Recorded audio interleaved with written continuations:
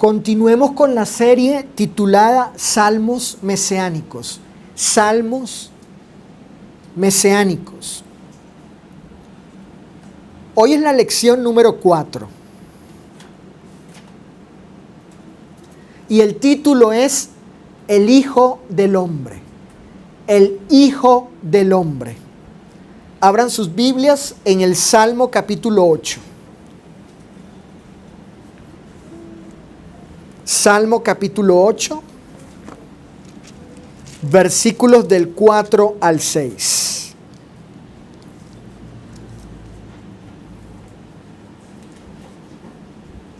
Son los versículos que vamos a estar considerando, estudiando de estos maravillosos salmos que se conocen como los salmos mesiánicos. Dice la Escritura en el Salmo capítulo 8, hijo Saulo, versículos del 4 al 6. ¿Qué es el hombre para que tengas de él memoria? Y el Hijo del Hombre para que lo visites. Le has hecho poco menor que los ángeles y lo coronaste de gloria y de honra. Le hiciste señorear sobre las obras de tus manos, todo lo pusiste debajo de sus pies. Recordemos que debemos tener presente que los salmos mesiánicos deben ser interpretados desde el punto de vista cristológico. Es decir, donde en la persona de Jesús, fíjense, encontramos el verdadero significado de dichos salmos. Y no a través de una interpretación gramático-histórico. Es decir, quedándonos solo con lo que la gramática hebrea dice del texto y su contexto histórico. En otras palabras, aunque el salmista escribió tales salmos en un idioma en particular y bajo ciertas circunstancias en particulares, tales salmos, estos los mesiánicos, no se referían propiamente al escritor ni a sus circunstancias, sino a Cristo. De hecho, el Señor confirma, corrobora esto en Lucas 24:44, cuando dice lo que está escrito de mí en los salmos. Por eso dije que la persona de Jesús, la persona del Señor, es quien, obviamente Él, le da el real, el auténtico y el verdadero significado a esos salmos. Hay que interpretarlo desde la cristología. Desde la cristología, es decir, desde Cristo. Desde el estudio de Cristo. Entender esos salmos a la luz del Señor. Él es el que le da, pues, el verdadero sentido, significado, entendimiento.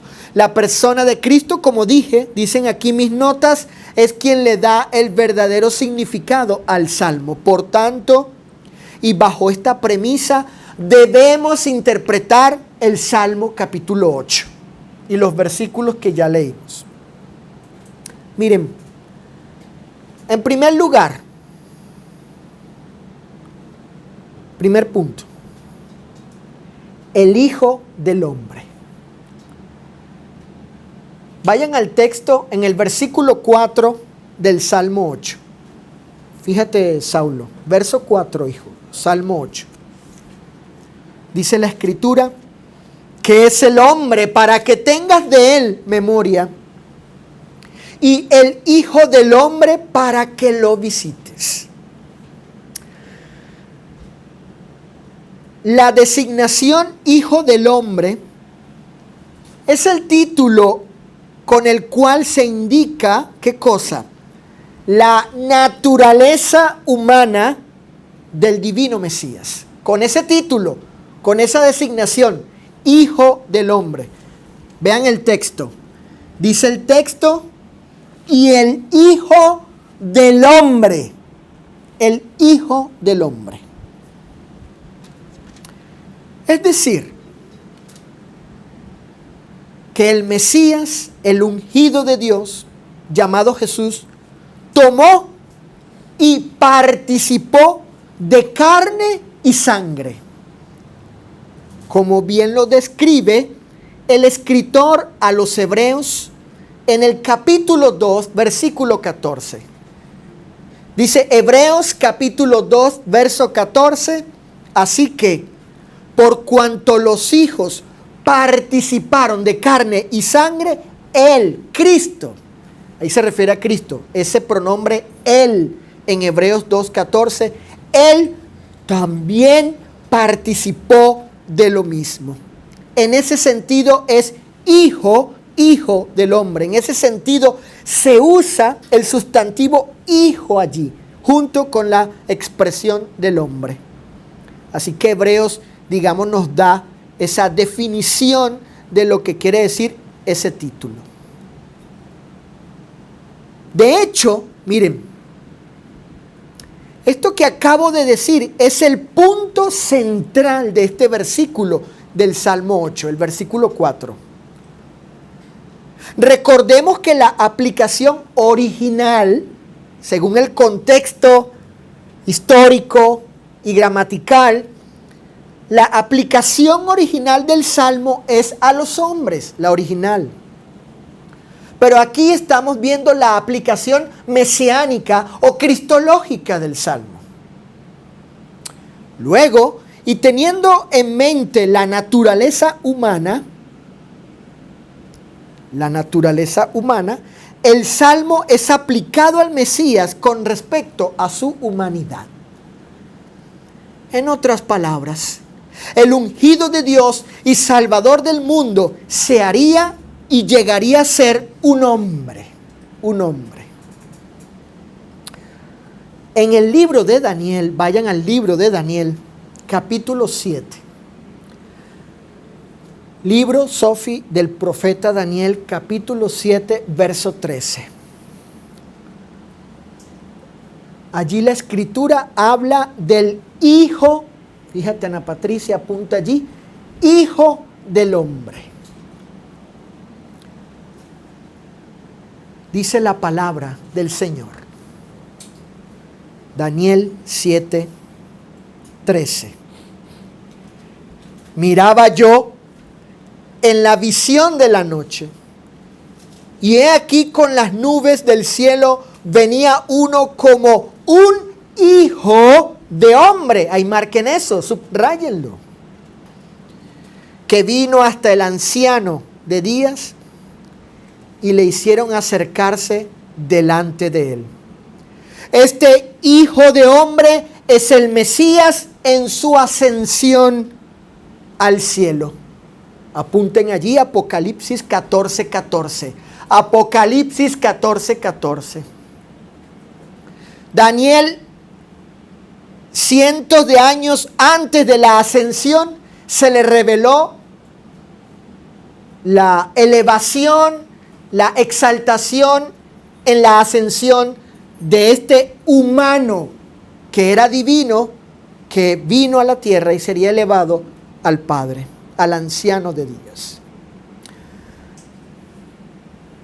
Vamos a ver algunos pasajes del Antiguo Testamento que implicaban la encarnación del Mesías. No olviden el punto, el postulado del primer punto, el Hijo del Hombre. Y estamos pensando en ello debido a que el Salmo dice el Hijo del Hombre. Y habla de la humanidad allí, pero de Él en este caso. Estamos concentrados o enfocados o centrados en entender esta cuestión dicha por el Salmo con respecto a la humanidad del divino Mesías. algunos pasajes como Isaías 7:14. Este pasaje implica la encarnación del ungido de Dios. Dará a luz un hijo, la mujer. Eso implica la encarnación. Porque ¿qué paren las mujeres que dan a luz? Otro ser humano. Otro ser humano. Mateo 1:23 confirma que esta profecía precisamente se refería a Cristo. Otro pasaje que implica la encarnación es Zacarías capítulo 12, verso 10. En Zacarías 12:10, apunta allí Dianita, se habla de que a Cristo, en este caso, aplicado a Él, en referencia a Él, sería traspasado, su cuerpo traspasado. Y Juan 19:37 nos confirma que esta profecía fue aplicada a Jesús en su humanidad cuando, estando en la cruz, el romano, aquel soldado romano, toma la lanza para traspasarle a Él en su carne, en su humanidad, en el costado. Así que estos pasajes implican la encarnación del ungido de Dios, del Hijo del Hombre, que tiene que ver con su naturaleza humana. Jesús el Señor se atribuyó y se identificó ser el Hijo del Hombre, del cual habla el Salmo y Daniel. Mateo capítulo 9, verso 6. Mateo 9:6, dijo el Señor, para que sepáis que el Hijo del Hombre tiene ¿qué cosa, Saulo? Fíjate el texto, hijo. Potestad en la tierra para perdonar pecados. En Marcos capítulo 10, verso 45. Porque el Hijo del Hombre no vino para ser servido, sino para servir y para dar su vida en rescate, en redención, en liberación por muchos. Mateo capítulo 26, versículo 2, dijo Cristo, sabéis que dentro de 2 días se celebra la Pascua y el Hijo del Hombre será entregado para ser crucificado. En Marcos 14, 62. Marcos 14, 62, dijo el Señor, yo soy, y veréis al Hijo del Hombre sentado a la diestra del poder de Dios y viniendo en las nubes del cielo. Estos son algunos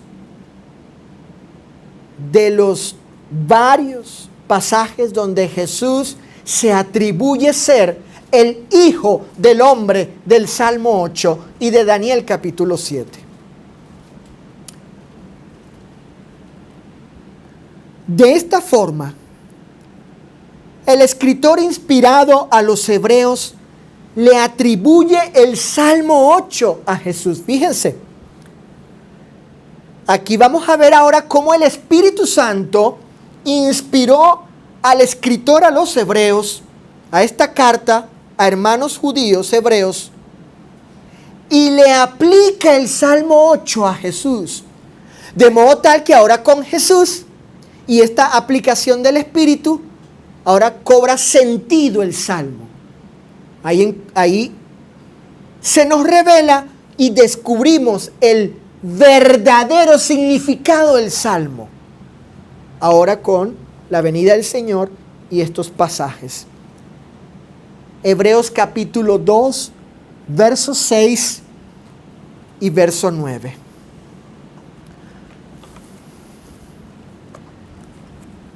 Dice la Escritura en este interesante pasaje: Hebreos capítulo 2, versículo 6 dice: pero alguien testificó en cierto lugar diciendo: ¿qué es el hombre para que te acuerdes de él? ¿O el hijo del hombre para que le visites? Versículo 9. Pero vemos a aquel, este texto es importante, noten el 9 ahí, pendiente del 9. Repito, pero vemos a aquel que fue hecho un poco menor que los ángeles, a Jesús, coronado de gloria y de honra, a causa del padecimiento de la muerte, para que por la gracia de Dios gustase la muerte por todos. Ahora fíjense, en el versículo 6, el escritor cita el Salmo y expone lo que dice acerca de la humanidad del Mesías.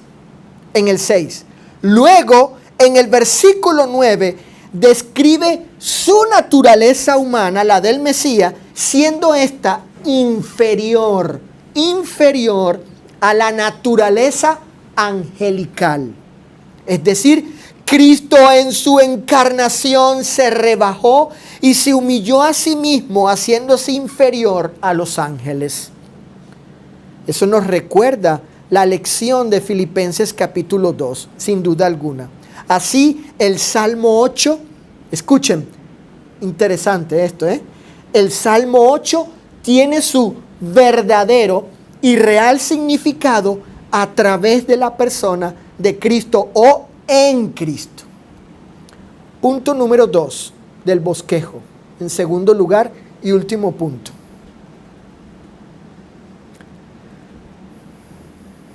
El enunciado dice así: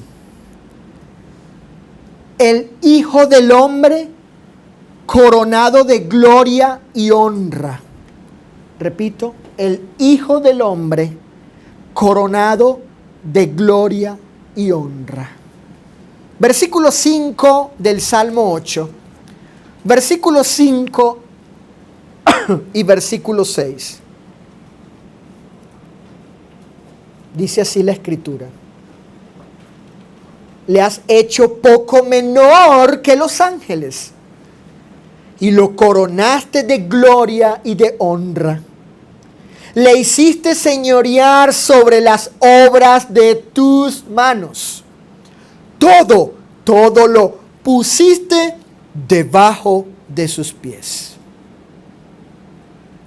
Lo primero que observamos en este salmo mesiánico, y que es común en muchas predicaciones del Antiguo Testamento, atento con esto que voy a decir.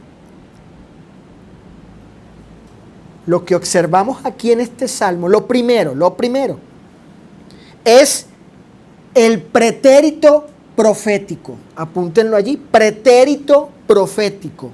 Es decir,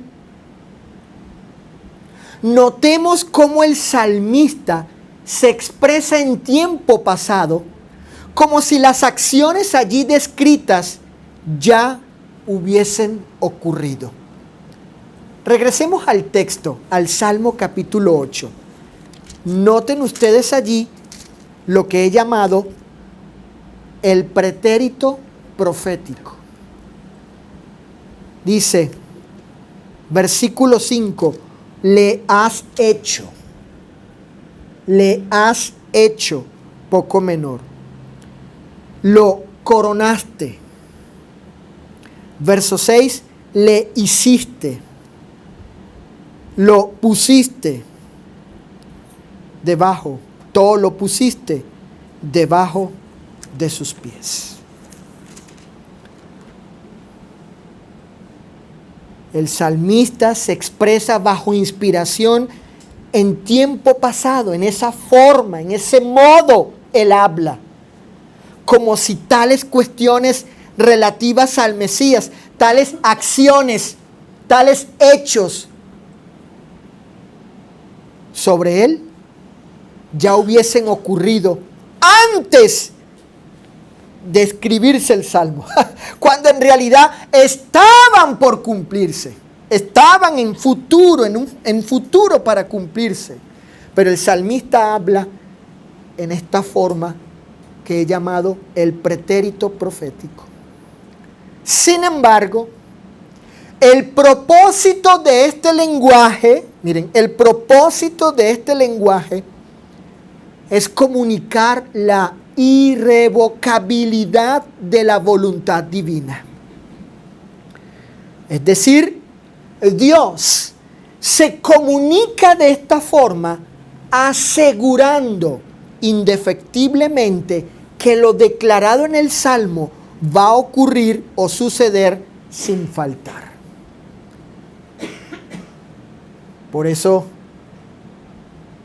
así habla el Salmo, como si ya hubiese ocurrido cuando aún no ha sucedido, pero así Dios se expresa para dar a conocer que su decreto sobre tales hechos se va a cumplir, y habla como si ya hubiese sido cumplido. En la mente de Dios, en la mente de Dios, eso ya pasó, ya ocurrió. Aunque en el tiempo, en las acciones de los hombres, aún la encarnación, pues para este momento, el Mesías no se ha encarnado, no ha venido. Eso mismo lo encontramos en Isaías 53. En Isaías 53 encontramos el pretérito profético, donde el profeta habla en tiempo pasado. Fue menospreciado, fue esto, fue aquello, etcétera, ¿no? Así habla el profeta. Cuando a Isaías se le reveló esa cuestión del Mesías, él está escribiendo en pasado, como si eso ya hubiese ocurrido. Pero qué interesante, no había ocurrido, sino que Dios habla de esta manera para comunicar, repito, la irrevocabilidad de su voluntad. En otras palabras, yo quiero que ustedes sepan que esto que les estoy comunicando a los profetas va a ocurrir. Ah, Señor, ¿y cómo lo estás diciendo? Lo estoy diciendo en pasado. Porque ya, en mi mente, eso ya sucedió. Ya Dios vio eso. Él ha visto toda la película, de principio a fin. Miren, notemos cómo Pablo se expresa acerca de este proceder divino de comunicarse de esta manera en el pretérito profético. Romanos capítulo 4, verso 17.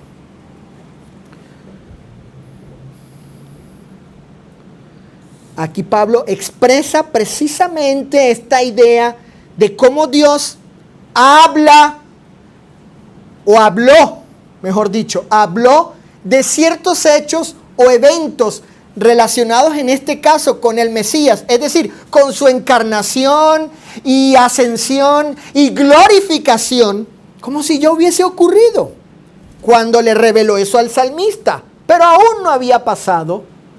Noten lo que dice Pablo. Voy a leer el Nuevo Testamento de Navarra.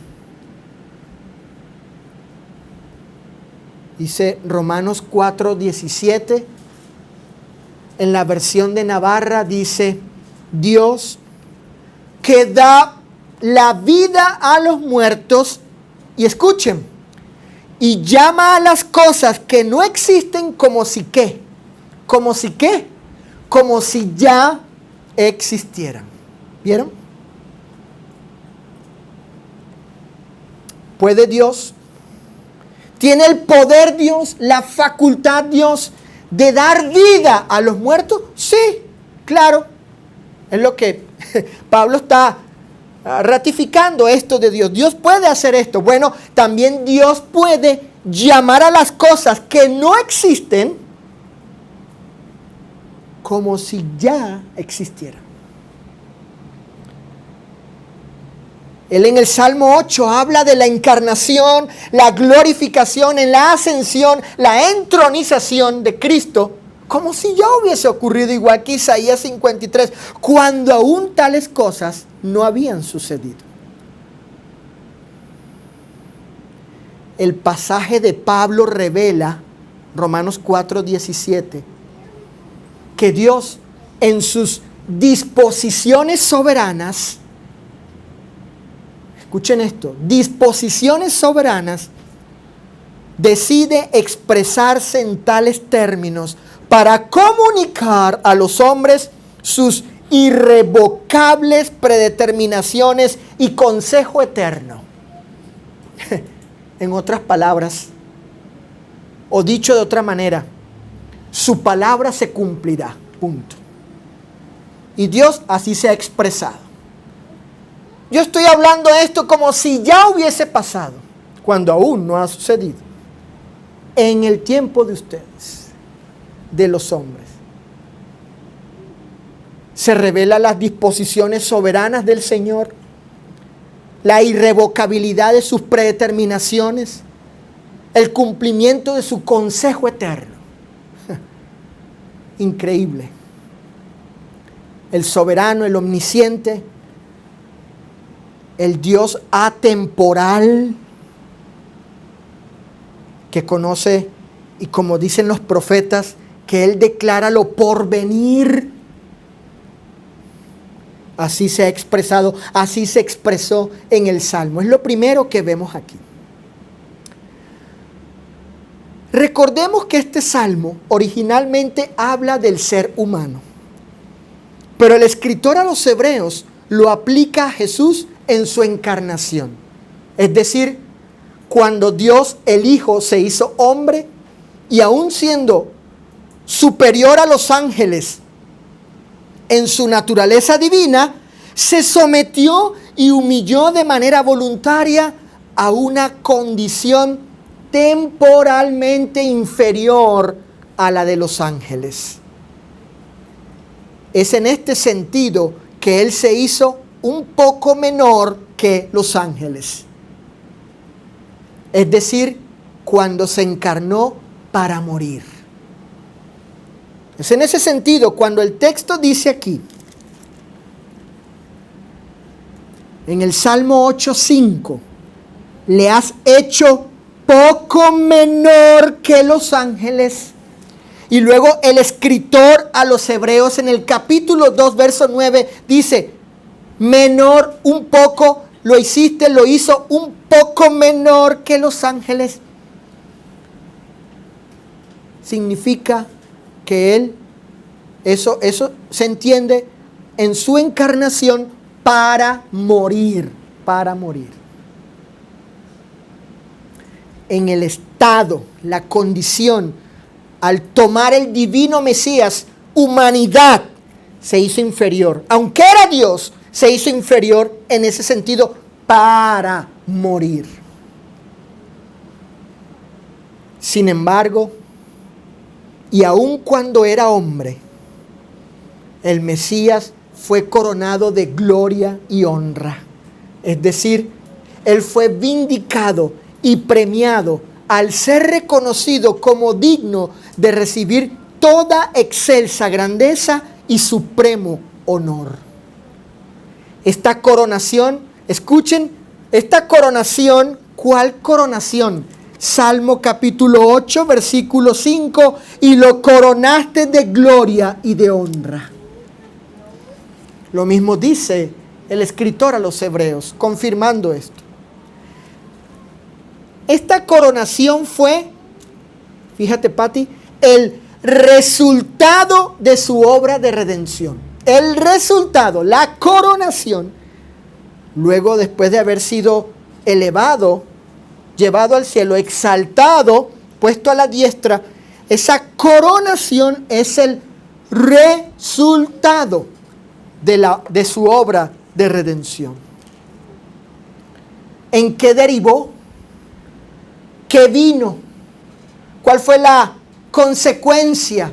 ¿En qué resultó su obra? Su obra en que fuese coronado. Fue vindicado el Señor a través de ello. Recordemos lo que dijo Daniel acerca del Hijo del Hombre, aquel divino Mesías encarnado y exaltado. Miren lo que dijo Daniel, recordemos, Daniel 7:14. Y le fue dado dominio al Mesías cuando fue exaltado y coronado. Le fue dado dominio, gloria y reino para que todos los pueblos, naciones y lenguas le sirvieran. Su dominio es dominio eterno que nunca pasará y su reino uno que no será destruido. Le fue dado gloria, dice el pasaje, le fue dado gloria al Señor, al Mesías. Pablo ratifica que Cristo fue exaltado hasta lo sumo, elevado a lo más alto por encima de todo, aun cuando fue encarnado, humillado y muerto en una cruz. Vayan a Filipenses capítulo 2. Dijo el apóstol en Filipenses capítulo 2, específicamente el versículo 8 y 9. Y estando en la condición de hombre, es decir, en su encarnación, se humilló a sí mismo, él mismo, no otro, él voluntariamente se humilló. ¿Cómo? Dice, haciéndose ¿qué? Obediente hasta la muerte y muerte de cruz. Ahora noten el verso 9, por lo cual, ahí está, por lo anterior dicho, Dios también le exaltó hasta lo sumo y le dio un nombre que es sobre todo nombre. Lo sumo significa lo más alto, elevado, lo más excelso, eminente. Él fue puesto en ese lugar de honor, de honra, de exaltación. En ese sentido, y después de su resurrección y ascensión, Jesús fue entronizado a la diestra de Dios, que es el símbolo de autoridad suprema. El escritor a los Hebreos describe su ascensión de la siguiente manera. Escuchen. Le decía a Susana cuando estaba preparando esta lección y le dije, mira cómo se describe la ascensión en el sentido del Cristo resucitado, del Señor nuestro en la ascensión, y ya cuando fue exaltado y puesto allí, en ese lugar, como dice el Salmo, puesto allí, coronado de gloria y de honra en los cielos. El escritor a los Hebreos describe ese evento de Él, o en Él, hecho para Él. Dice, hecho más sublime que los cielos. Hebreos 7:26. Miren, pensemos en eso. Hecho más sublime que los cielos. La palabra sublime significa más excelso, más eminente, de elevación extraordinaria. Lo cual es descrito por Pablo como lo sumo, lo más alto, de honor, de gloria, de exaltación. Hecho más sublime que los cielos, más glorioso, más grandioso, más único, más extraordinario, y de lo cual es digno de reconocimiento, elogio, honra y adoración. El Señor fue hecho más sublime que los cielos. Por tanto, las palabras de Pablo en Filipenses son la descripción del cumplimiento del Salmo 8 en la persona de Jesús. Cristo es quien le da el verdadero y real significado al Salmo. Entonces, y habiendo sido exaltado el Mesías hasta lo más alto en dignidad y honor, esto es, a la diestra del Padre como Rey, a Él se le dio, como bien lo describe Daniel 7 y el Salmo 8, se le dio poder y autoridad sobre todas las cosas creadas. Es decir, todo, Sofía, lo puso bajo, lo sujetó bajo sus pies. Dice el Salmo capítulo 8, versículo 6, le hiciste señorear sobre las obras de tus manos, todo lo pusiste debajo de sus pies. Su exaltación trajo consigo que se le diese un total y absoluto dominio como amo, soberano y Señor de todo. El apóstol Pedro describió esto de la siguiente manera: quien habiendo subido al cielo está a la diestra de Dios, y a Él están sujetos ángeles, autoridades y potestades. Primera de Pedro 3:22. Finalmente, miren, el escritor a los Hebreos nos muestra la razón de la coronación del divino Mesías encarnado. Primero vimos el resultado de la coronación. El resultado de la coronación fue que se le dio gloria y honra. Ahora vamos a ver, el resultado de la obra de redención, corrijo.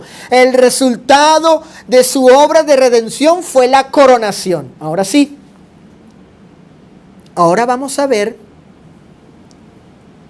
la razón, la causa de la coronación.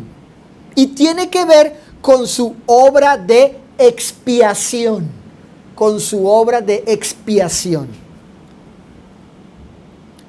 Hebreos capítulo 2, versículo 9. Ahí está la explicación de ello. Dice Hebreos capítulo 2, Cecilia, verso 9. A Jesús, ¿qué cosa? A Jesús, ¿qué cosa? Coronado de gloria y de honra. ¿A causa de qué cosa?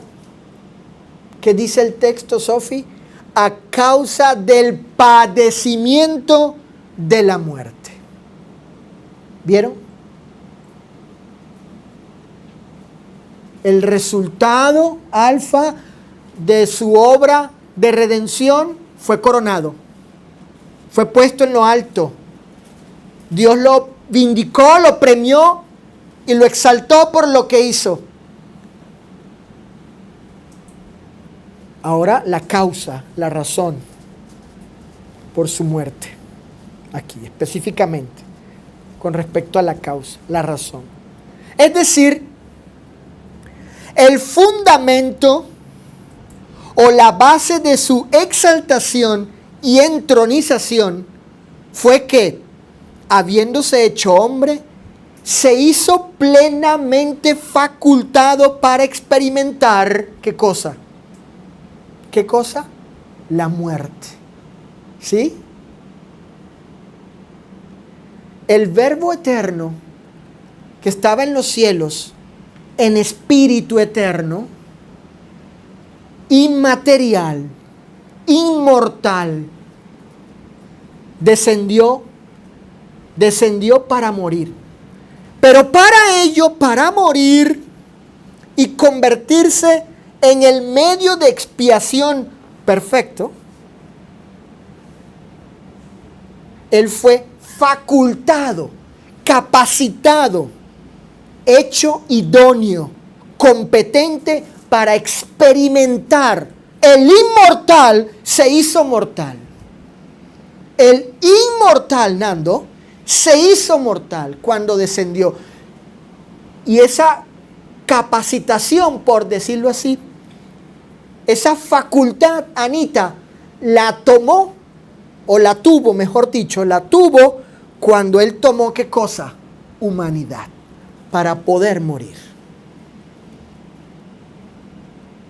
Habiéndose hecho hombre, se hizo plenamente facultado para experimentar la muerte. En Mateo 16, 21, Jesús, Saulo, nuestro Señor, Hijo tuyo y mío, le dijo a los apóstoles que iba a morir. Iba a morir. Y en 1 Corintios 11, 26 se dice, así pues todas las veces que comieres este pan y bebieres esta copa, ¿qué cosa? ¿Qué cosa? La muerte del Señor proclamáis públicamente. Pero hermanos, no fue cualquier muerte humana. Escuchen, fíjate Cecilia, no fue cualquier muerte humana, sino la única muerte humana expiatoria. En otras palabras, y como bien dijo el mismo Jesús acerca de sí mismo. Esto lo dijo el Señor en el cielo, no en la tierra, en el cielo. Y eso que dijo Él se le reveló al escritor a los hebreos. ¿Qué dijo el Mesías antes de encarnarse? Noten, Él dijo, sacrificio, le está diciendo al Padre, Padre, sacrificio y ofrenda no quisiste, mas me preparaste cuerpo. Y luego el escritor explica, en esa voluntad somos santificados mediante la ofrenda del cuerpo de Jesucristo, hecha una vez para siempre. Hebreos capítulo 10, verso 5 y verso 10.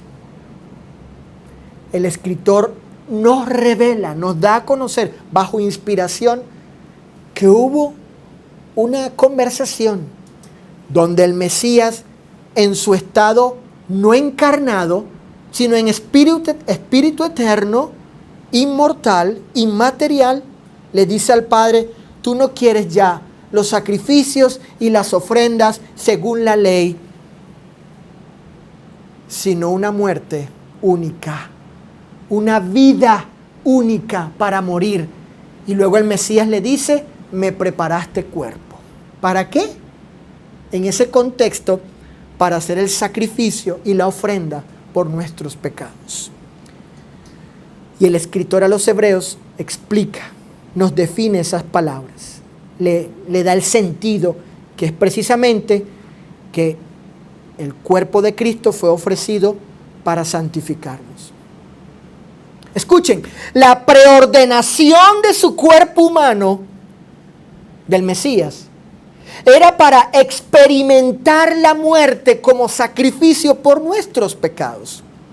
El apóstol Pedro dijo, Cristo el Cordero, destinado desde antes de la fundación del mundo.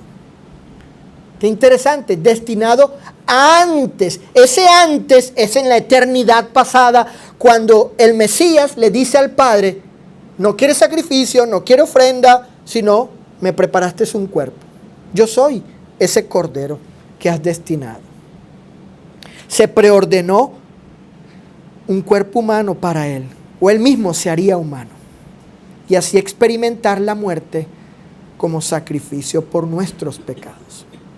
Miren, y el motivo y el interés de su voluntaria entrega para hacerse hombre y poder morir fue hacer posible la expiación o el perdón de los pecados y la salvación eterna del hombre pecador. El motivo de Él y el interés de Él. Él tuvo ese motivo, esa motivación, ese interés para con nosotros. Venir a hacerse hombre y morir para que tú y yo, Ana Patricia, pudiésemos recibir el perdón y así la vida eterna. Este es el motivo supremo de Cristo, de su encarnación y muerte en la cruz del Calvario. La redención de la humanidad. El motivo supremo, hijo, es que Él quiere redimirte a ti y a mí, y lo hizo de esta manera.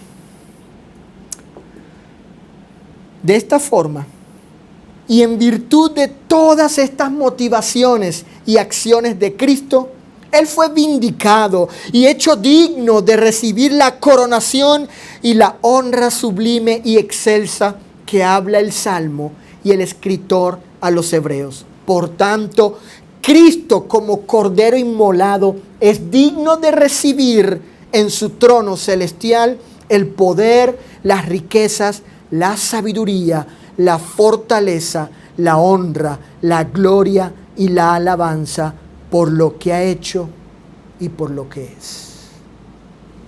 Conclusión de esta cuarta lección.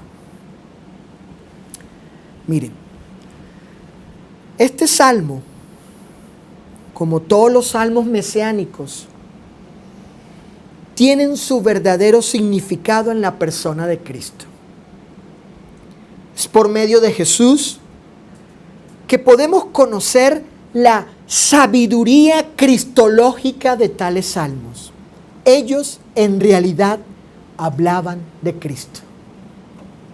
Los apóstoles testificaron que Jesús se identificó y se atribuyó ser el Hijo del Hombre, es decir, Él era el Mesías divino que se hizo hombre y estuvo entre los hombres.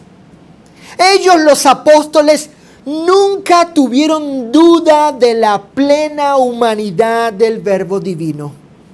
De hecho, Juan dijo lo siguiente: y el Verbo fue hecho carne y habitó entre nosotros.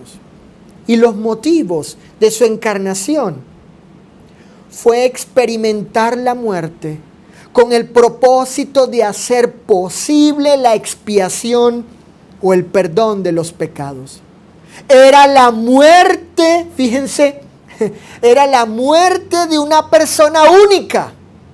Y su muerte no fue cualquier muerte, sino la única muerte competente y eficaz y de valor infinito. Escuchen esto, de valor infinito, de tal forma que tiene el alcance de llegar y trascender a toda la humanidad. Luego, y por causa de su obra expiatoria para redención, el Mesías o Cristo Jesús fue vindicado al ser resucitado y ascendido al cielo para sentarse en el trono celestial con honra y gloria, habiendo sido hecho más sublime que los cielos. Por tanto, fíjate, Saulo, por tanto, hijo, y como bien lo expresó Pablo, cito, y esa sería, digamos, la reflexión ya para terminar, final. Al Rey de los siglos, inmortal, invisible, al único y sabio Dios, sea honor y gloria por los siglos de los siglos. Amén.